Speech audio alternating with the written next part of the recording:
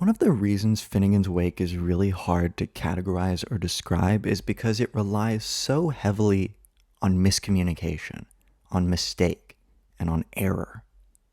These are concepts that typically literature claims to sanitize itself of.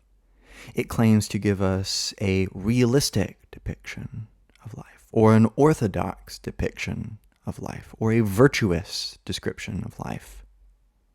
But rarely does literature consider itself concerned with fidelity so much that it makes such a central role of error, of mistake, of miscommunication. The whole of Finnegans Wake can, on one account, be read as a giant mental misfire. That nothing that happens in the book is real because it is all a dream or a thought or an idea or a single word blown up to achieve artificial importance and significance. Thus, Finnegans Wake would be a sort of edge case of normal thinking, of normal cognitive processes. But if we actually investigate the narrative of Finnegans Wake and we look at what is continuing to perplex the characters and the sort of readerly consciousness imbued in the book that drives it forward, always questioning itself and trying to find answers, is certain fundamental questions about whether or not humans are capable of redemption at all. Whether they are capable, that is, of waking from the night. We can see on this account that the night has very traditional symbolic value. It is something to be awakened from. It is something to be survived, like a sort of mental hellscape that is dreams. So, in many ways, Finnegans Wake often takes on the proportions of a Hieronymus Bosch painting, filled with Baroque complexity, and yet trying to testify to a daily order that we may have the possibility, if we go about things right, to escape from. But this itself is wedded with all sorts of, well, not very helpful concepts for reading Finnegans Wake, such as alienation. On this account, HCE, throughout the course of the night, is alienated from himself, from identification with his country, or with his family, or home, or lineage, and this alienation is the cause for and the exigency of all of the events to follow throughout the book. But in an important way, I want to really understand the way that Finnegans Wake came about from Joyce basically tallying the mistakes of the day. He would listen to his friends, and constantly he would be thinking about mishaps that people would make. For example, one that I heard today is, "The heart is deceitful among all things." And the key mishap here is among. It should be above all things. Among is not being used grammatically there. And yet those sort of blips in our homogenizing conceptions of language are what for Joyce are so important precisely because they are springboards. They are portals of discovery, as he would put it in Ulysses, allowing us to enter into the disordered cosmos beyond the orderliness of our historical schemes. Therefore, one of the ways he does this is accentuating through irony and parody the gaps that take place in traditional discourses, that which is ignored, and by coming into contact and clashing with our contemporary discourse and all of history's discourses, it allows for those moments to deconstruct themselves and deconstruct the discourses of which they are a part. Therefore, mistakes are really a tool for Joyce. It is an attempt to wrestle with the consciousness of, if we want to take this sort of, singular dreamer theory that Finnegans Wake is all about the dreamer HCE, who's the sort of central talked about, as it has been put.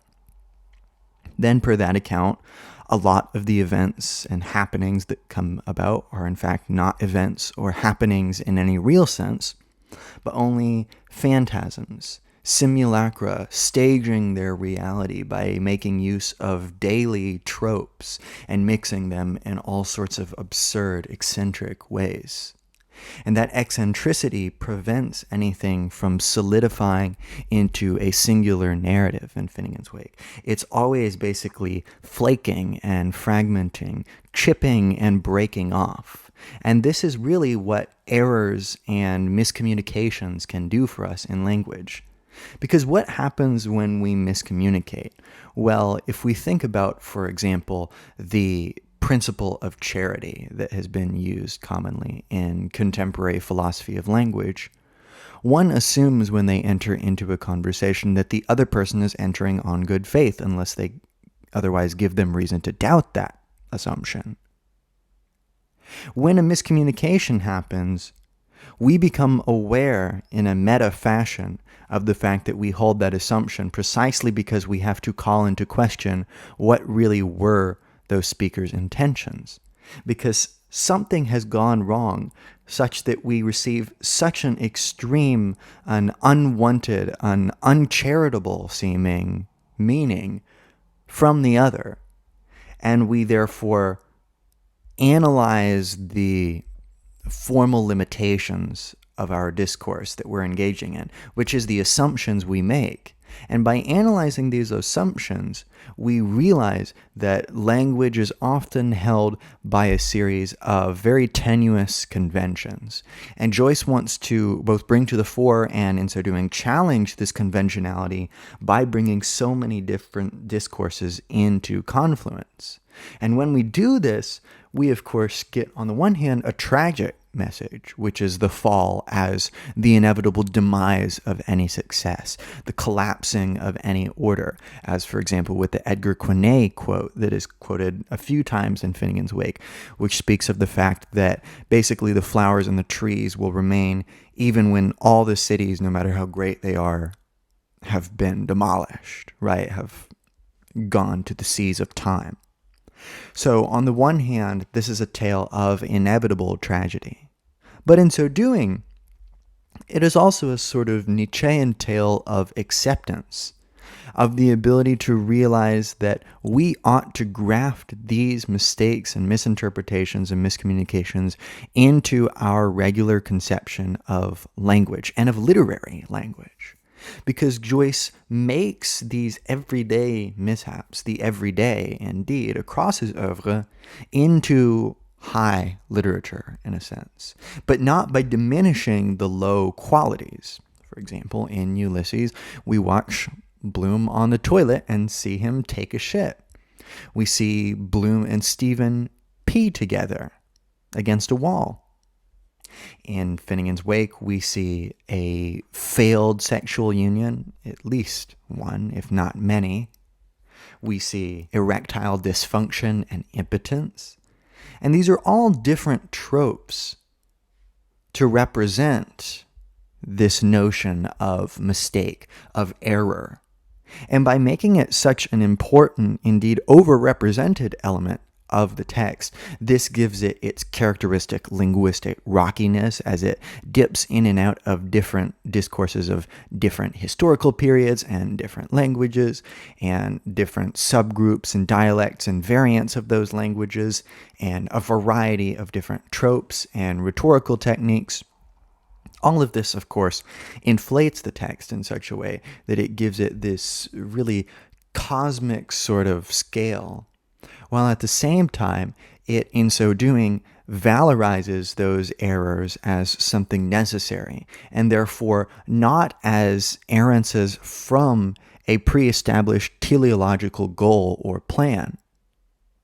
Finnegans Wake is, in a sense, a celebration of, even in the tragic depths of predestination, while at the same time it rejects the meta-transcendent perspective from which a god could bestow a predestined plan, a series of events ahead of time, right? So Finnegans Wake does so many things to bring to the fore the essentiality of these errors, that they should be something that, yes, we can understand the tragedy in, but also Finnegans Wake is a tragic comedy. So we also need to see, in addition to that negative, privative gesture, we also need to be able to see the productive, the resoundingly creative and affirmative Nietzschean upswell of the waters of the wake. For indeed, considering that Finnegans Wake is circular, it is in many ways a giant cycle of this wave and requires that we really take for granted and employ a principle of simultaneity, where opposites are both true at the same time, and in different respects that clash with one another and do not synthesize into a totalizing whole as Hegel might, for example. So basically, we are being given at our feet the entirety of sociality as we get it through pop, as we get it through historical classics, as we get it through a variety of linguistic and literary traditions. And we are laid at our feet these different modes in which the social fails continuously, but in so doing falls into the future. So there is a sense of momentum in Finnegans Wake that really becomes the source of hope for the book. For many people see the ending of Finnegans Wake as dainty, but they also don't realize the mourning tragedy that it is for a history of abused and neglected women. And yet, in so doing, it presents us some of the most beautiful lines in English literature that look forward to the coming of a new day without the veneer of ideals. All we get is the brute facticity of our error-ridden life. So that being said, that's it for this lecture. I hope it's been somewhat interesting and helped make sense of these concepts. You can check out anything else I've done on my channel, including German idealism, gender theory, post-colonial studies, and other classic literature. You can also become a channel member for $5 a month and gain access to, among other things, a private philosophy Zoom, which you can tailor to your needs. I also have super thanks if you'd just like to donate to the channel, because it helps me purchase the books necessary to bring y'all content, and it is much appreciated. That being said, that's it for this lecture, and I will see you in another one.